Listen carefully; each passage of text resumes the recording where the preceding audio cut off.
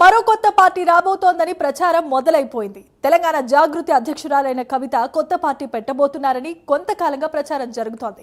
ఇందులో భాగంగా ఎన్నికల వ్యూహకర్త అయిన ప్రశాంత్ కిషోర్ సైతం కవితతో పనిచేయడానికి ఇంట్రెస్ట్ ని చూపిస్తున్నారని తెలుస్తోంది.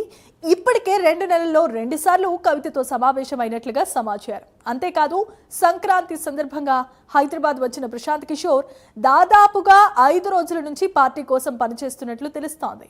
తెలంగాణ ప్రజల కోసం పార్టీ ఏర్పాటు, ప్రజల పార్టీని ఓన్ చేసుకోవటం, ప్రజల కోణంలో ఎలా పనిచేయాలి అనే తదితర అంశాలపై చర్చించినట్లుగా తెలుస్తోంది.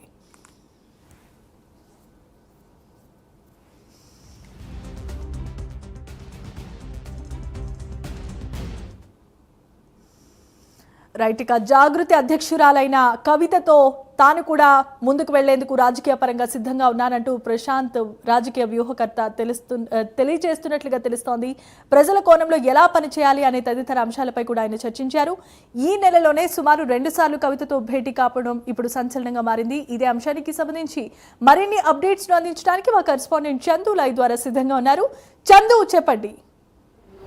జమీమా, తెలంగాణ జాగృతి అధ్యక్షురాలు కవిత పార్టీ ఏర్పాటు దిశగా అడుగులు వేస్తున్నారు. సీరియస్గా వర్కౌట్ కూడా చేస్తూ ఉన్నారు. ఈ క్రమంలోనే ఎన్నికల వ్యూహకర్త ప్రశాంత్ కిషోర్తో ఆమె మంత్రాలు కూడా కొనసాగిస్తున్నట్టు తెలుస్తుంది. సంక్రాంతి సమయంలో ఆమె ఫామ్ హౌస్లోనే ప్రశాంత్ కిషోర్తో ఆమె భేటీ అయినట్టు కూడా మనకు తెలుస్తూ ఉంది. ముఖ్యంగా కొత్త రాజకీయ పార్టీ ఏ రకంగా ఉండాలి, ఎజెండా ఎలా ఉండాలి, ముఖ్యంగా ప్రజల్లోకి పార్టీ వెళ్ళాలంటే ఎలా ముందుకెళ్ళాలి అనే అంశంపై ప్రధానంగా ప్రశాంత్ కిషోర్తో సుదీర్ఘంగా కవిత చర్చించినట్టు తెలుస్తుంది.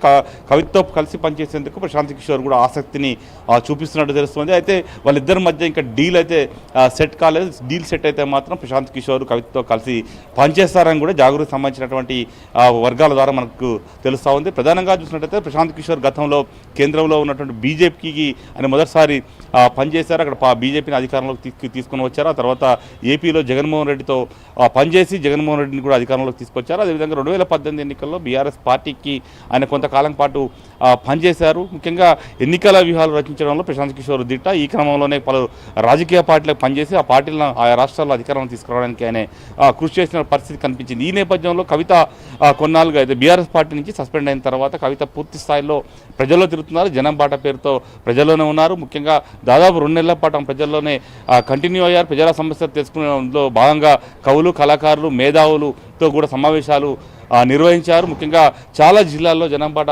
కార్యక్రమంలోకి వెళ్తూ మరోవైపు బీఆర్ఎస్ పార్టీ పైన ఎదురుదాడి చేస్తూ బీఆర్ఎస్ పార్టీలో ఉన్న కీలక నేతలను టార్గెట్ చేస్తూనే ఆమె ముందుకెళ్లిన పరిస్థితి కనిపించింది. తాజాగా ఆమె ఎమ్మెల్సీ పదవి కూడా రాజీనామా చేశారు. రాజీనామాను కూడా ఇప్పటికే మండల చైర్మన్ ఆమోదించిన క్రమంలో పూర్తి స్థాయిలో పార్టీ వైపే ఆమె దుస్సారిస్తున్న తెలంగాణ జాగృతి పేరు మీదనే పార్టీ స్థాపించబోతున్నట్టు తెలుస్తోంది. ఇప్పటికే దానికి సంబంధించి కసరత్తు కూడా కొనసాగుతోంది. ఈ క్రమంలోనే ప్రశాంత్ కిషోర్ కవితతో భేటీ కావాలని రాజకీయ వర్గాల్లో హాట్ టాపిక్గా మారినటువంటి పరిస్థితి కనిపిస్తోంది. ముఖ్యంగా ప్రజల్లోకి పార్టీ వెళ్ళాలంటే బలమైన ఎజెండా ఖచ్చితంగా ఉండాలి. ఆ బలమైన ఎజెండా ఉంటేనే ప్రజల్లోకి పార్టీ వెళ్తుంది. కాబట్టి ఖచ్చితంగా ఒక వ్యూహకర్త ఉంటేనే పార్టీకి ముందుకు తీసుకెళ్ళడం బాగుంటుందన్న ఆలోచన కవిత చేసినట్టుగా తెలుస్తోంది. ముఖ్యంగా ఈ క్రమంలోనే ప్రశాంత్ కిషోర్తో ఆమె భేటీని కొనసాగిస్తున్నట్టుగా మనకు తెలుస్తూ ఉంది. ప్రధానంగా చూసినట్టయితే గతంలో అంటే పార్టీ ప్రజలకు బలంగా ఏ రకంగా వెళ్ళాలంటే టీఆర్ఎస్ స్థాపించినప్పుడు కూడా ఒక తెలంగాణ ఎజెండాతో కేసీఆర్ ముందుకు వెళ్ళారు, సక్సెస్ సాధించారు. కాబట్టి ఇప్పుడు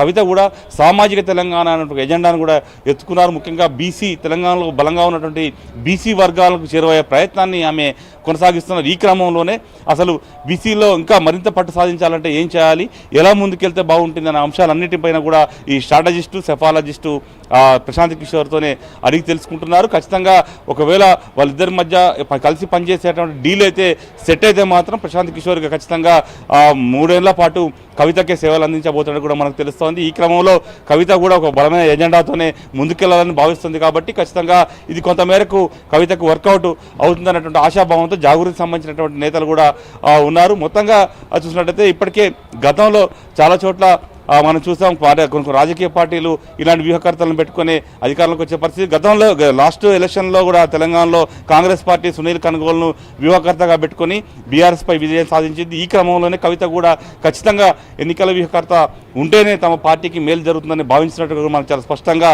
ఇప్పుడు ఈ అన్ని అంశాల ద్వారా మనకు చాలా స్పష్టంగా అర్థమవుతోంది. ఈ క్రమంలోనే భవిష్యత్తులో అంటే మరికొద్ది రోజుల్లోనే ప్రశాంత్ కిషోర్ అదేవిధంగా కవిత పనిచేసే అంశంపై అయితే ఒక క్లారిటీ వచ్చేటువంటి అవకాశం కూడా కనిపిస్తోంది Jemimah. Right, thanks for the updates Chandu.